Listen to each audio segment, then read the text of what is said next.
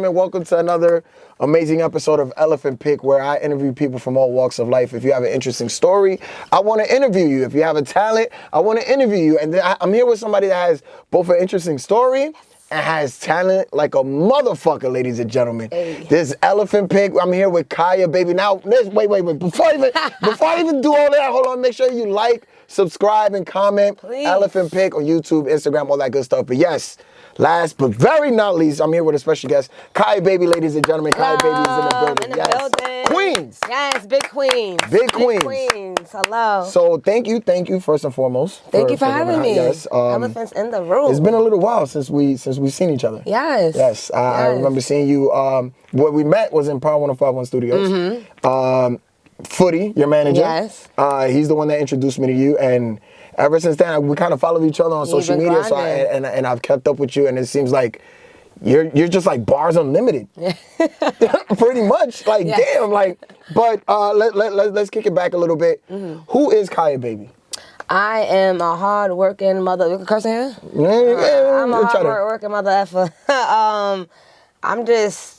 You got honestly listen to my music. You gonna hear my story. You gonna hear who I am. It's hard to say in such short time who I am as a person. Like, you know what I'm saying? I'm genuine. I can say that. I'm loyal.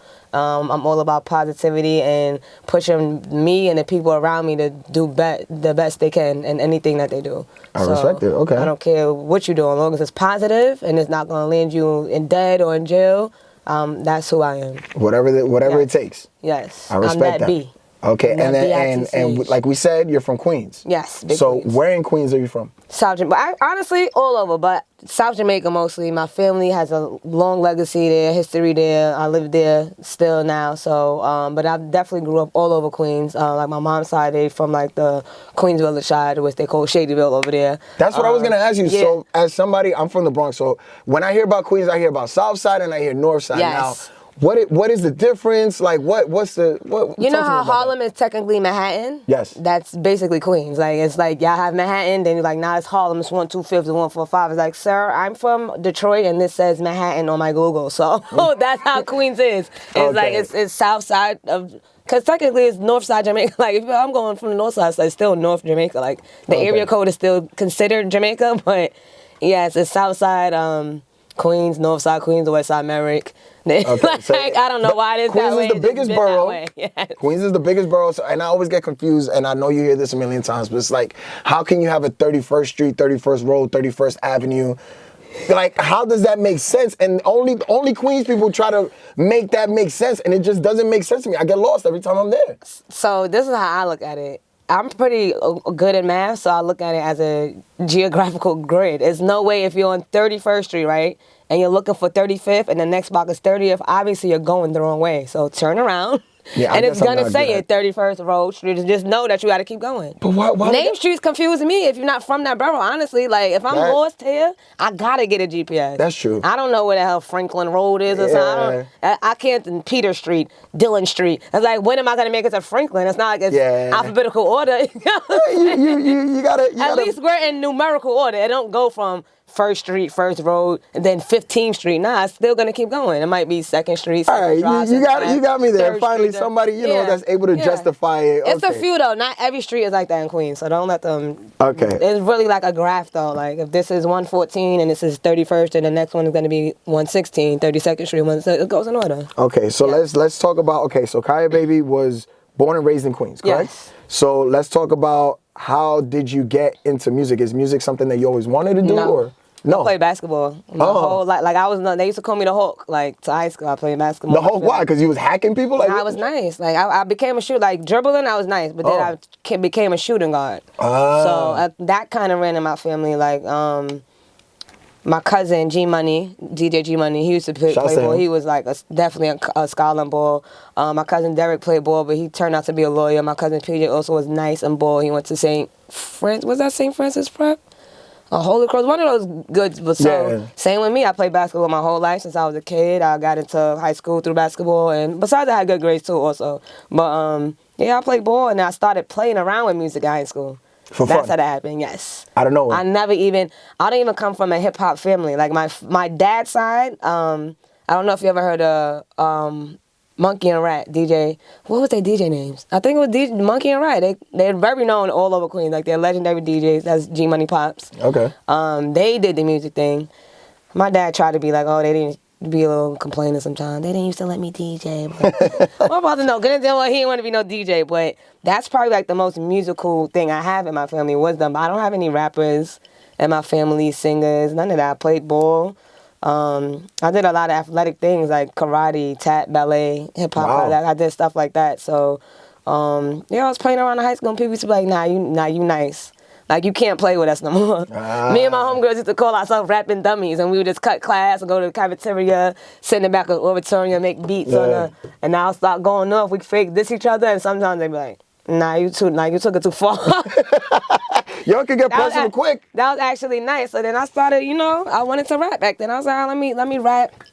I hit up this dude, right? He laughed at me like, oh, you want to rap? I thought it was funny. I was like, all right, cool. I had my other homeboy. He was like, oh, word? All right, bet, let's get it. So they used to sit down with me, teach me how to, like, write verses. I don't know what the hell verse and hook and stuff was back then. And then I met Queens Flip. Shout out to Queens Flip. He used to push me, too. Like, nah, you nice. Like, you know what I'm saying? I used to write for them, too, sometimes.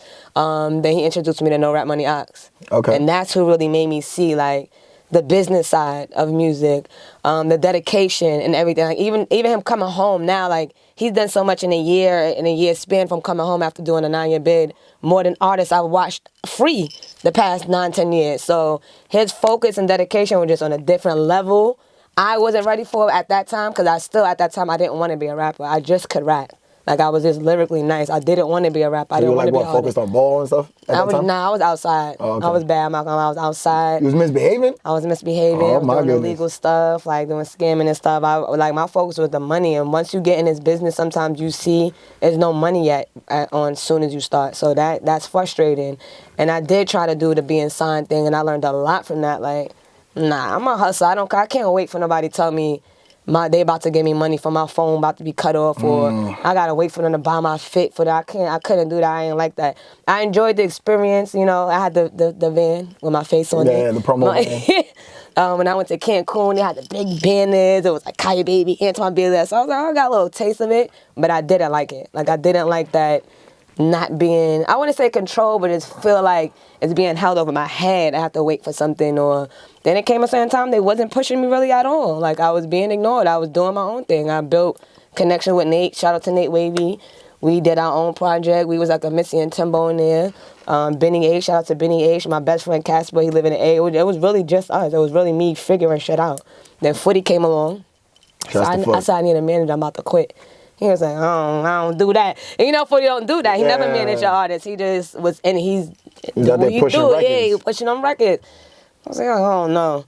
I asked him again. I was like, please. And he was like, all right. He say all the time, like, I seen something in you, like you had it. And then even then, they didn't want to help him help me. So after that, I'm not gonna lie, I left music alone. It was a lot of times people thought I was on it because I still was putting out music, but I had a 9-to-5 for a long time.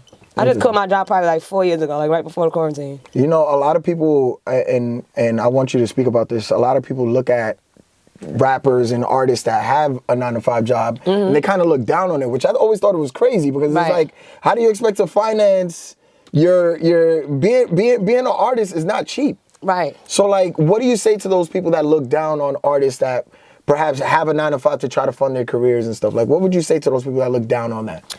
I really don't have anything to say to negative people, honestly, because it's like you don't get it. And sometimes experience is your best teacher. Like, I had to learn that. Like, I had to see, like, oh, it's not lit. Like, these people aren't really buying these clothes. You get low a lot.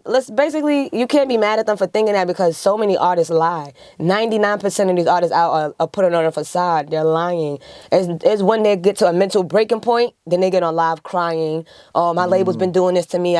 That's when you know. But those things are shunned, like they thrown under the carpet. But next day something else happens. Somebody passed away. Somebody doing this. Somebody had a fight. So it's like it's tossed under the rug. We live in a world now where people are so entertained by drama. So you got someone come like, yo, my label's doing X, Y, Z to me, but next day this person's beefing with this celebrity, and that's catching way more attention than this artist telling you, oh, it's not like that.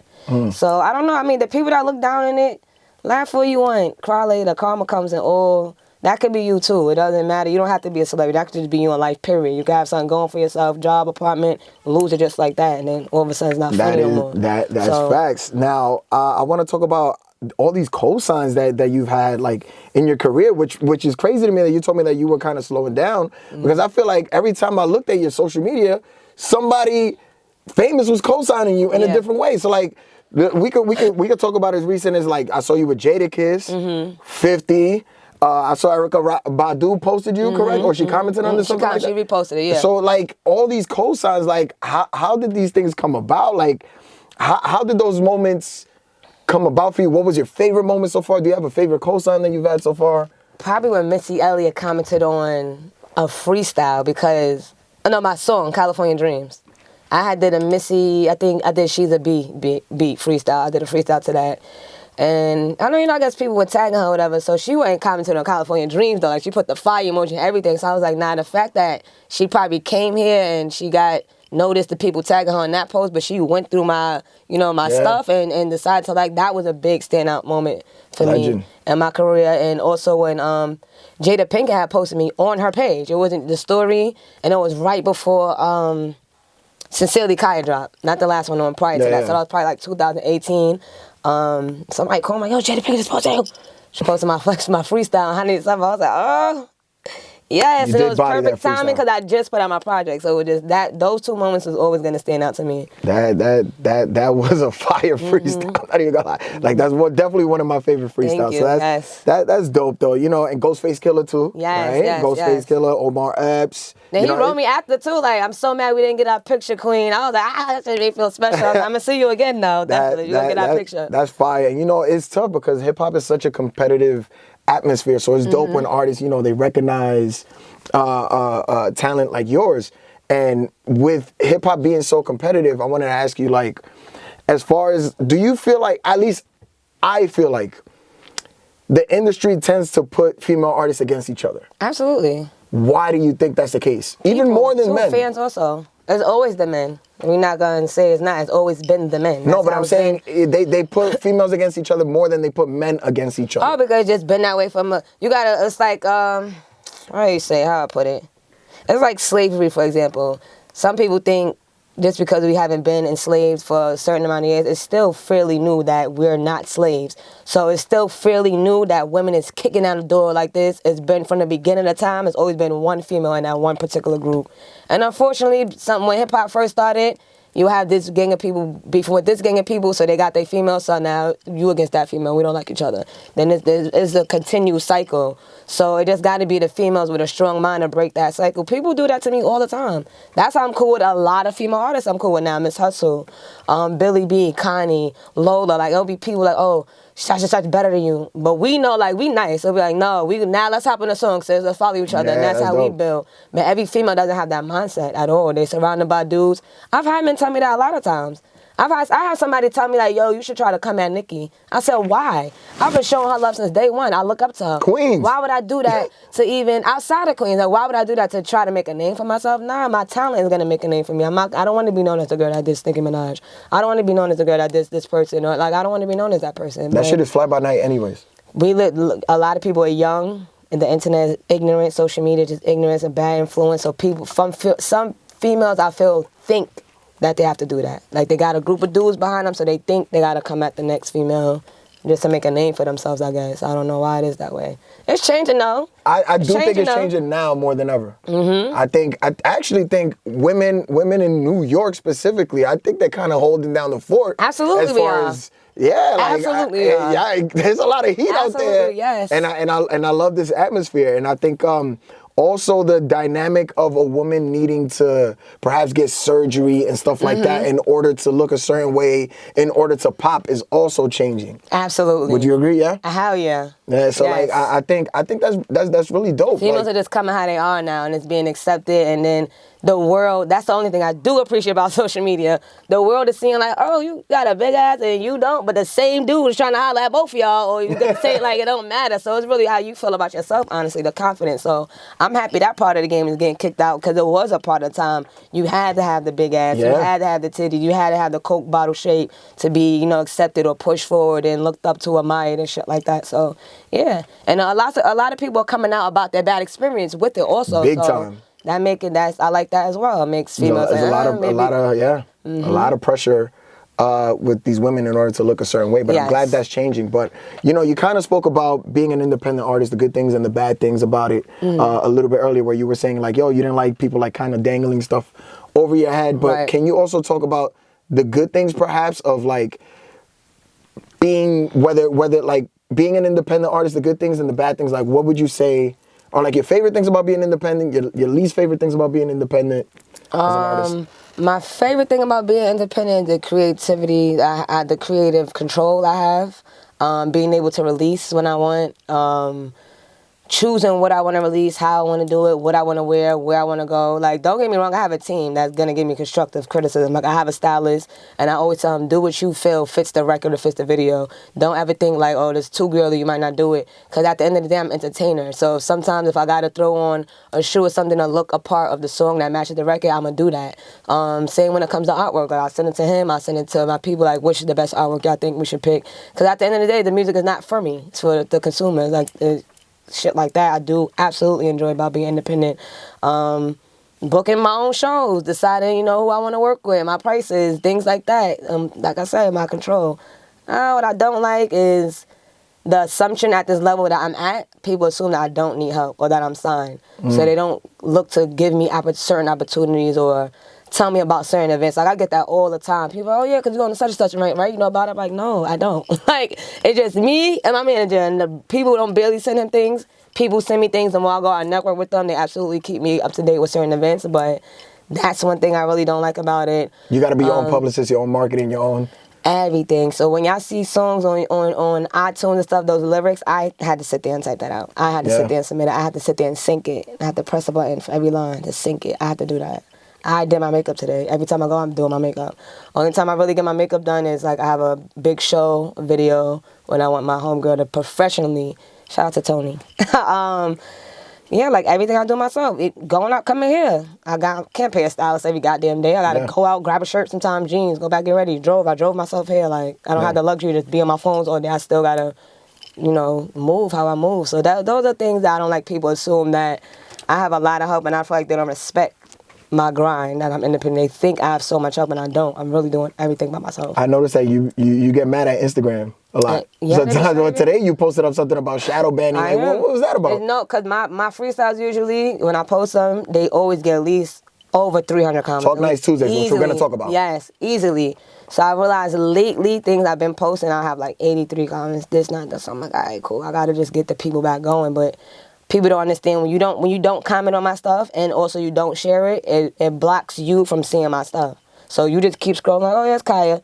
Now you're gonna see less of me because you're not liking it. So now it's not gonna come to your thing. So that's why I go so hard for my fans to help me with that. Because like you even mentioned the celebrities, people, oh, she with Jadakiss and Ghostface, now she don't need help. No, yes I do. They respect and recognize me for my hard work. So it's not that I don't need the help no more. They just respect what I do. Do you think nowadays artists and creatives are kind of slaves to the Instagram algorithms, the social media algorithms? Yeah, because that's unfortunately that Instagram and social media really messed up artists' money. It did a lot. Because now comes a thing like, say me, I'm nice, I've been doing this for a minute, and say like a new girl come out next week, or dude, whoever. You got people that put money behind them, they bought the followers, they did that, all of that. Now they got like 500K. They paid for marketing, branding. That's another thing people don't understand about. When you're independent, you have to pay for that yourself. Every single Like when thing. you're signed, the label's gonna do. That's your budget. So when people are like, oh, I got $1 million deal. No, you didn't. That's your $1 million budget that you gotta pay back. And that's where your money's going. So anyway, like the $50, $100 a day to promote. I don't got that every day to be doing. Yeah. So it could be tough. It's very hard. So things like that, I have to remind my followers, like, I still need your help to help me push this shit. It's not just, I don't have a machine boosting my thing every time I'm dropping a freestyle something. This is my hard work. Even the emails you get, you don't never see Frank Roth and undisclosed recipients. That shit just says We're sitting there emailing out one by one. Yeah. Every time I'm dropping over 100 emails I'm sending for days sometimes. It takes me to reach every DJ that I know or built a relationship with. And sometimes now DJs like to receive the text, so I got to send text them the record. Yeah. Things like that. You got to build your own relationships. Absolutely. But in a way, they're more fruitful that way, right? Because you have a personal relationship with the artist, with the DJ, whoever it is. You know what I mean? So that way, it's just like nobody could try to cut that off because you already built that relationship yourself. Which is kind of cool, right? And let's talk about the last album you put out, right? P.S. It's Not About You. Yes. That's the last album that you put out. First of all, what does that mean, that title?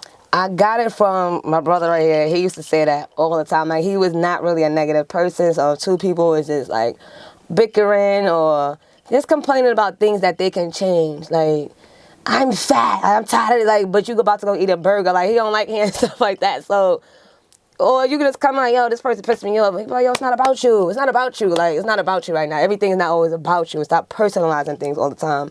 And then I got a chance to read The Four Agreements. That's one of my favorite books. And it's a chapter called Don't Personalize Anything. And that chapter really spoke volumes to me because it even made me realize how much I personalized so many things, especially when it came to the music industry and my relationships with certain DJs or different artists or whatever. So I had to name it. I had to name it that because that saying was just always what he said. And then once I read that book after, I was like, nah, it's not about you. Don't take it the wrong way. Not that you don't matter. But sometimes a person might be having a bad day and you like, what's your attitude about? Now y'all two arguing because they probably just lost somebody or they probably just got in an abusive relationship or mentally just going through shit, and it's not okay that they took it out on you, but it's not about you. That's what that means. It's not about you. Stop personalizing things. Okay, this is interesting. Yes. You have a song. The song that spoke the most to me in that album was True Story, the last track. I knew you were going to say that. The last track. Oh, why did you think I was going to say that? Because I was talking that shit on there. It was personal. Okay. So right out the gate, I could tell that song has obviously a lot of emotion. I feel like it has anger. I damn near felt like you almost cried while you were, see? So I'm not tripping. Yeah. Okay. But right out the gate, you said, fucking Oscar, I need the money now, right? You said something like that, right? So now, is that your mentality with this rap stuff? Are you in here for the check, or are you in here because you need an avenue to express yourself? Definitely need an avenue to express myself. However, to continue to do that, I do need the check. So when I said fucking Oscar, I meant literally like, no disrespect. Of course, it's an honorable thing to win a Grammy and Oscar and different type of awards. Of course, people want to do that. However, when you in this business, like right now, for example, the Writers Guild, how they on strike. Yeah. Now they're not showing the Tony Awards. And that goes to show you how powerful writers are, because that whole thing you watching, it's people behind the scenes writing these jokes, writing in-betweens, writing that. And these people, I read this dude won an award and he had to go apply for a movie theater job while getting invited to the show. So people don't understand that too. People think you do certain things, you got paid to be there. No, we don't. Even certain things like Coachella and stuff, certain upcoming artists, we're not getting paid to be there. Only the main, like a Nicki or Cardi or Conway, they're getting paid to headline the joint. But the other upcoming acts are not getting paid. That's our money. That's my money. Like, so when I'm coming out, I got to invest in that. When I said that fucking Oscar, I just meant, that's not what, I don't care about the awards. Like, put some respect on what I'm doing. Like, financially, we need that. Put some respect. These companies and these businesses make millions, billions of dollars off our hard work and craft. There's no reason why writers should be going through that. There's no reason why artists, entertainers should be going through that at all. It's just the most selfish thing I feel like in the world. So I'm always gonna speak out on that. As a true writer, as a somebody that writes their music, do you write? Have you written for others? Yeah. Do you like writing for others? It depends on the person. Depends on the person. I'm not a lot of toxic or, like I said, negative music. I'm not, like, I have to know your cat. I have to actually have listened to some of your music. Okay. To do it. But I don't have a problem like the City Girls, for example. They're fun. I can write some fun shit for them, people like that, absolutely. But all that new that drill clock, stuff. boom? No? No. So they can't give you a big enough check. Don't lie. First of all, you got to prove to me that you're even doing that. I'm not about to sit here lying. I'm not about to sit here writing lies for you. But all right, can we agree that most rappers are lying? If you about to sit here and pay me a bag like 50 bands on, all right, guys, go ahead and lie, stupid. I'm writing for you. But no, for free and Kyah, no. Okay. See, that's some real writer stuff because I know like you're serious about your pack. Because I've interviewed people that say I don't care as long as the bag is there. I don't care. Like, now, okay, I absolutely want the bag. Let me tell you something. I've turned down features like when I've had almost little to no money to my name. I've turned down features because I don't like the song. And then I look at the artist page. You don't have nothing. You don't have no link, no YouTube, no music, mad memes, kiki ha ha all day, doing this. Like, what am I doing? How's that benefiting me? Hey, I respect it. And then you want me to promote and post a song for you when we do it? Absolutely not. You're not about to waste my time. Time is money. So you said, there's moments that it's like, damn, like, I wish I had a little bit more money in order to invest in this stuff. Like, what keeps you motivated in those moments that are like, I guess, darker moments where you feel like, damn, like, I don't have the cash that I need right now? Or like, what keeps you motivated to keep going? God, and then I became like, I had my little experience in jail, so I became like more of a spiritual person than anything, because energy doesn't lie. There's but so many coincidences in the world. Like, let's be for real. Energy and spirits are everything. So even when you mention like certain legends shot me out, that always keeps me going. It always happens at the time I need it. So that's how I know it'll be energy and God, because it's always when I need it the most. So that definitely keeps me going. Once a legend started telling me I was nice, it was nothing that a person in my comments could tell me, like, oh, you only got this. Like, people even recently been going crazy for me at the C. I don't know if you saw the post he made about, more DJs need to be backing me in New York. So after he did that, a lot of people was like, yeah, now we gotta push Kyah for real. Like, she been deserve her shine, she been deserve her shot. So things like that also keep me going. And then people say stupid shit like, yeah, she could rap herself with the songs. So sometimes I'm not gonna lie, I'm a writer person. I ask them, what projects of mine have you listened to? And a lot of times they haven't. Yeah, because they're waiting for the media to give it to you. And that's why I explain, I'm independent. So if you really want to follow me, put in your notifications so you can see when I'm posting stuff. Follow my YouTube. You know what I'm saying? Just be on me so you can see because it's not going to get to you through radio and all over viral explore page. It's not going to get to you right then and there when I drop it. So people be speaking on my music that they never even tapped into.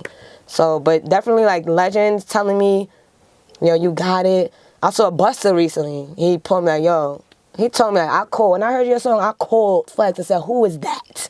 And he said, I'm not gonna lie, I said you was brave for touching that classic beat, but you did your thing on that, and that's a hit. Facts. So when people be like, oh, you rap, but you don't got the hits, yes I do. I just don't have the money to force it on you to be like, all right, nah, it's a hit. So, but the legends keep me going, my fans keep me going, for sure. People that tell me I inspired them and, you make me not want to give up. That mean a lot to me, so that definitely keeps me going. That's fire. Now, I saw the Queen's Flip interview where you talked more about, like, when you got locked up and stuff like that. And if I'm not mistaken, that was because of the, quote unquote the scam life. Yes. Okay, so like I can talk about it's over. Yeah, I didn't know how far you wanted to go into it. Shout out to my probation officer.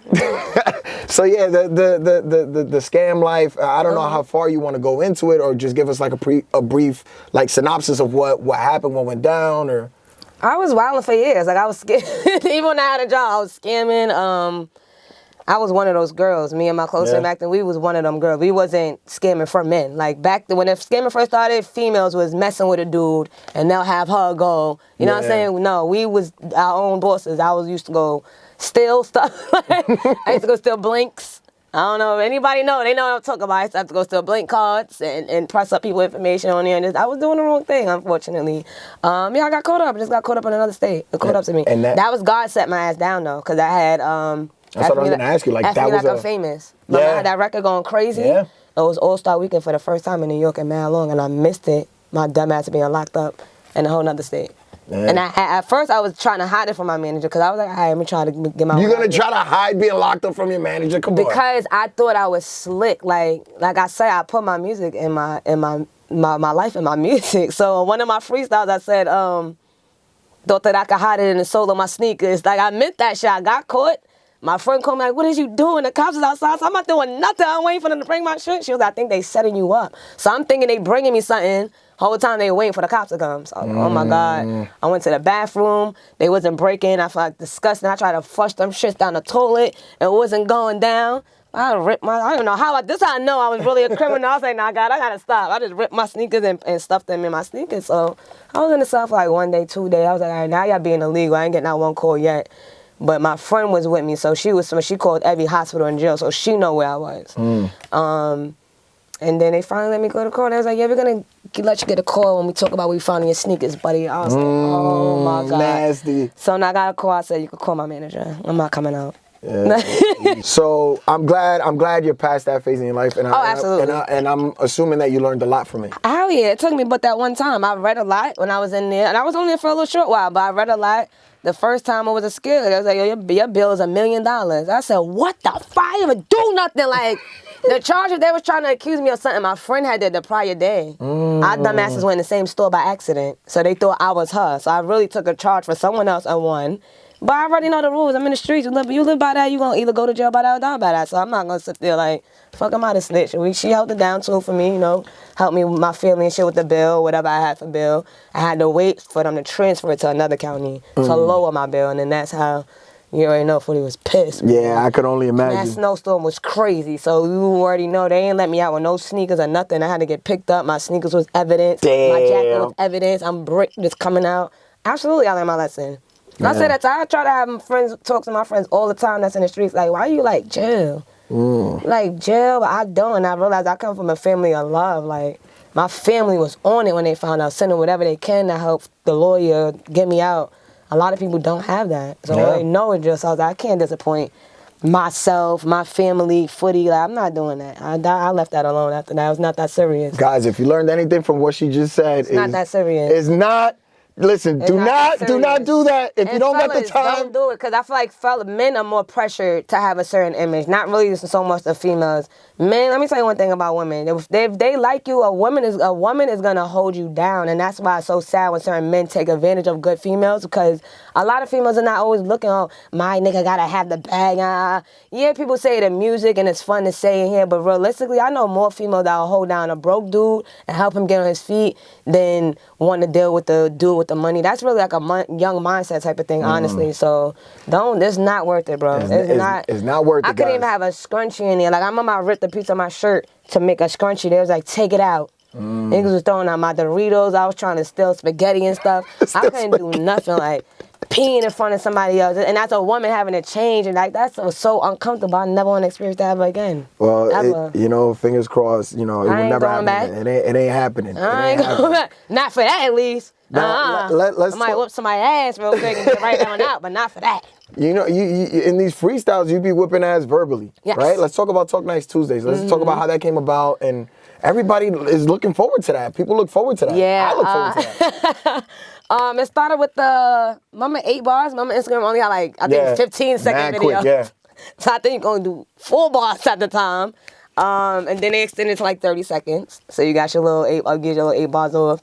And then I don't know how I came up with it. I really honestly don't know how I came up with it. I think I just thought of a catchy name, Talk Nice Tuesdays, and I decided to just embody any beat, mostly classic beats, because like I said, I was not really a hip-hop head. I grew up with a lot of females and R&B, so Mary, SWV, TLC, Ashanti, Keisha Cole, like I grew up off that. Okay. I didn't probably DMX was definitely, my aunt used to have a crush on him, so I would hear that. Yeah. But when I started listening to hip-hop, I like, Eminem, and then around that time, like Soulja Boy and stuff was out, so I never really got into the roots of hip-hop, like Nas. Like, as an adult, I started to listen to Nas and Hove and really get into their albums outside of what the radio was giving us.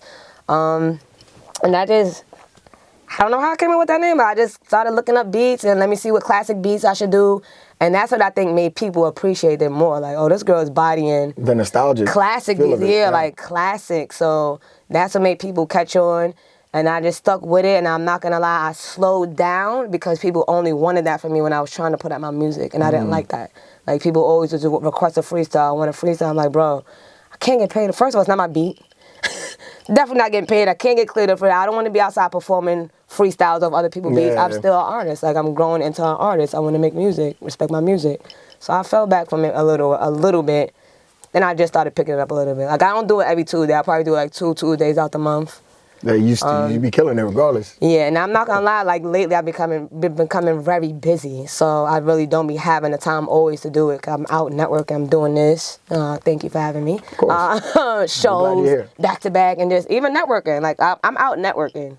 That's another thing to answer your question from back about being independent. Yeah. People swear I'm getting paid every time I'm out. No, I'm networking. I'm going being a bully on the low. And I respect and admire your transparency. That's very important. A lot of artists try to act like they're rich before they even get signed, like which is crazy. I'm rich to me. mentally. You know what I'm saying? I got it financially to get by. I can honestly say I make a living. Like I get by off of music, and that's a beautiful thing. Yeah, that's not easy. I don't have a mansion and a nice ass car and all that yet, but I get by off my music. And that's very respectable, and big shout out to you. And also, let's get back to the acting because we spoke about that a little bit earlier. Yes, so East New York. Yes. Talk to me about that. How did that come about? I saw you like, did somebody pop out the closet? Like what? My aunt's friend actually, True. Shout out to True. Thank you so much. He reached out to like, yo, I've been trying to contact your niece. I work with East New York, whatever. I think it'll be dope to cast her. It's a show, guys. For those that don't know, East New York is a show. It comes on CBS. I was on the season finale. It's on Paramount. If you got Paramount app, go watch it. Go run it back.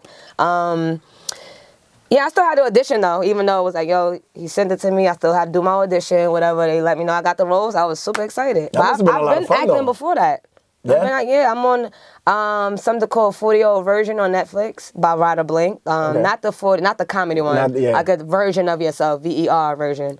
I'm at the end of that also, but I'm playing myself, rapping. She had a bunch of dope people in there. Young and May's in there, like Shuni the rapper, a couple battle rappers in there. I think Kodak Black was in that joint. Oh, really? Yeah, it's a good movie. It's a good film.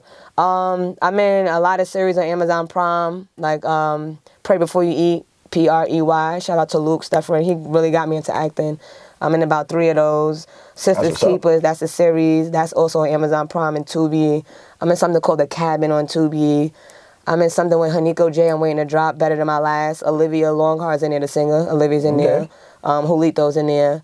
I'm waiting for that to come out. But yeah, I've been doing the acting tip. Okay. So it just kept building, as you can see, from that to CBS. I'm excited to see what could come next. Me too. I'm just waiting for you to post acting. about it. Like my roles usually I play myself because I'm silly. So like even in series, I'm a leading supporting actress to the main character. Like I'm the main character's best friend, but I'm silly, so that's easy for me to do. Even the thing on Netflix, I'm rapping. That's nothing.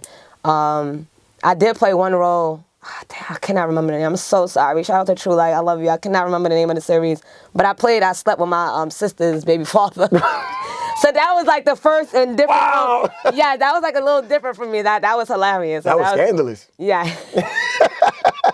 That is scandalous. But no, that's what's up. Like I said, I'm very excited to see what else we're gonna see you on the screen with. Yes. So now that kind of leads me to my next question, which is, do you have any talents outside that have nothing to do with music?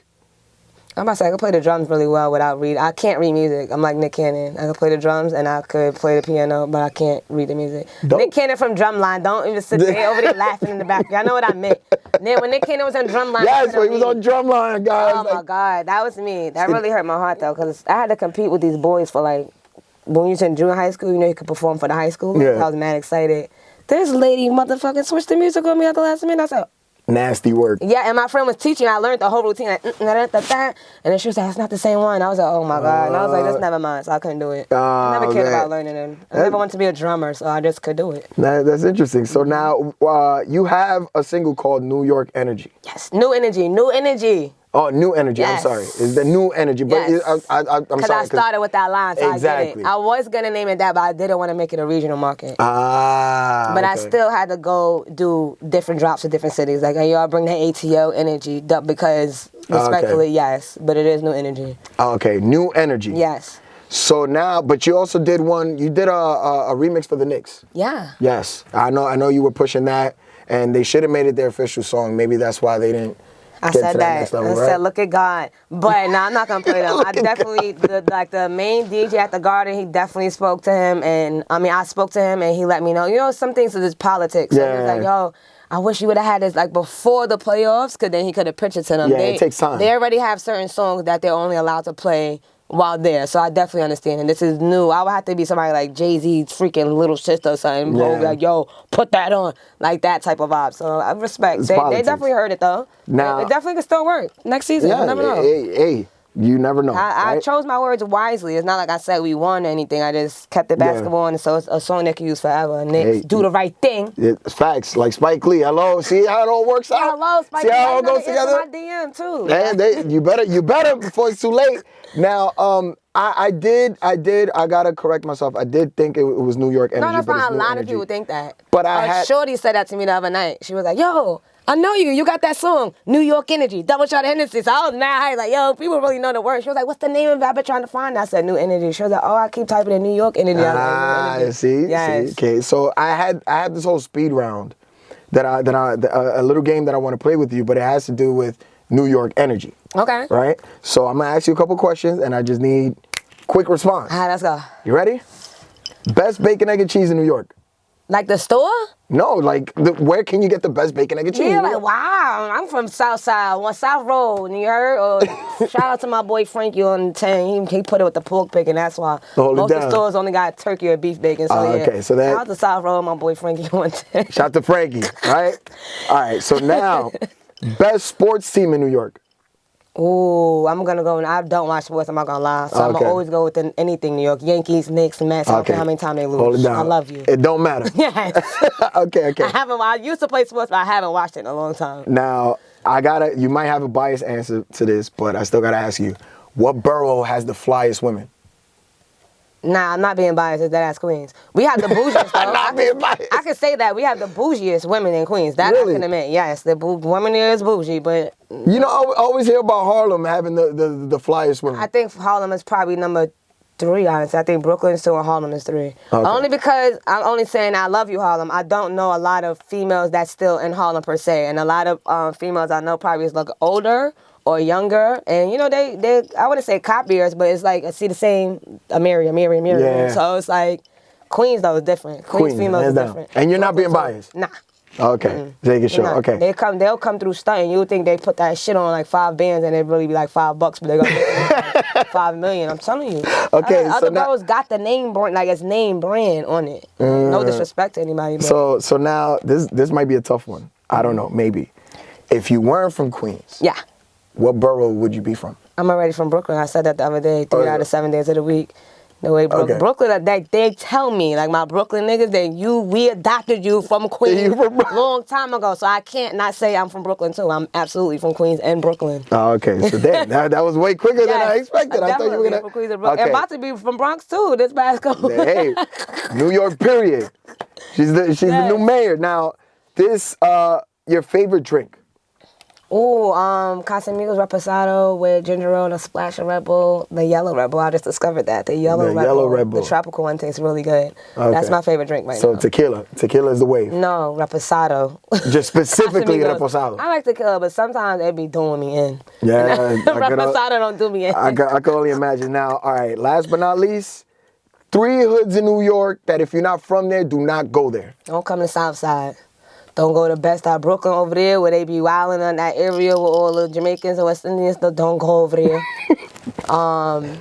And I guess honestly the whole Bronx. If you're not from the Bronx, just don't go to that. I knew that's a big family. The whole Bronx is the whole family. Don't go there. So you start there. Hey, mommy, where you come from? Don't go there. You gotta know somebody there to go. Don't even go there. Shouts to my guy DJ Self, right? Yes. Self is kind of like in a way the reason of why we met. But he always told me Brownsville, East New York. See? And I forgot what else he told me. But my guy, co-producer of the show, Trey, he's like, yo, Brownsville's not that bad. I'm like, whoa. Because you lived there. Like, I can honestly say Southside is not that bad, but it is. I got a story from him every day.